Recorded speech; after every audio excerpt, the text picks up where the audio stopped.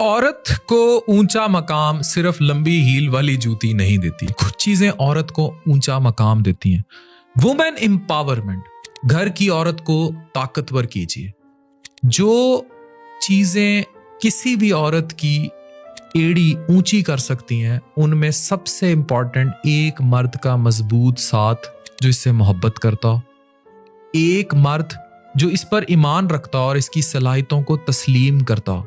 मैं हमेशा सुनता हूं कि behind every successful man there is a woman, and what about behind every successful woman? हम मर्द क्यों नहीं उनके साथ खड़े हो सकते? ऐसा मर्द जो ना सिर्फ इसकी खूबसूरती बल्कि इसकी अकल, इसके एहसासात, इमोशंस, मोस्ट इंपॉर्टेंट थिंग, और ख्वाबों को भी अहमियत दे। ये वाली मुट्ठी आनी चाहिए एड़ी के नीचे, जो तहफ़्फ़ुज़ दे, और तहफ़्फ़ुज़ दे इस तरह का दे कि औरत को कैद ना कर दे। हमारे यहाँ तहफ़्फ़ुज़ समझा जाता है कि उसको बिल्कुल कैद कर दें, उसके ख्यालात पर कोई और उसकी।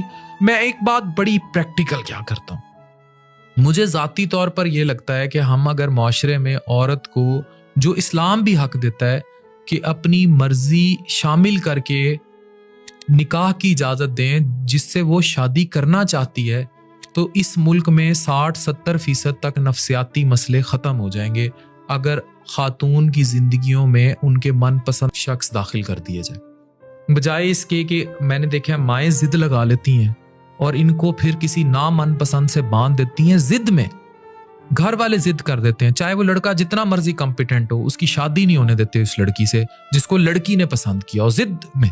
और उससे क्या होता है, पूरी जिंदगी उस लड़की की भी बर्बाद होती है, वो भी नफ्सियाती होती है। जिस मर्द के घर जाती है उसको भी नफ्सियाती करती है, और फिर आगे बच्चों को भी नफ्सियाती करते हैं, और खानदान जो है ना वो सारी जिंदगी एक गलत फैसला भुगतते हैं।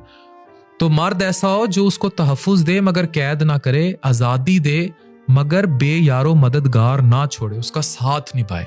औरत का वकार और इज्जत जो है ना वेरी इंपॉर्टेंट, इसका असल जीना है। वो रिश्ता जो इसे मजबूती देता है वो कभी भी ज़ाहिरी ब्यूटी पर नहीं जाता। वो दुनिया को मुतासिर करने के लिए औरत नहीं पसंद करता, वो औरत को मुतासिर कुन शख्सियत बनाता है और हर मुश्किल में उसके साथ खड़ा होता है। This is the real power of women.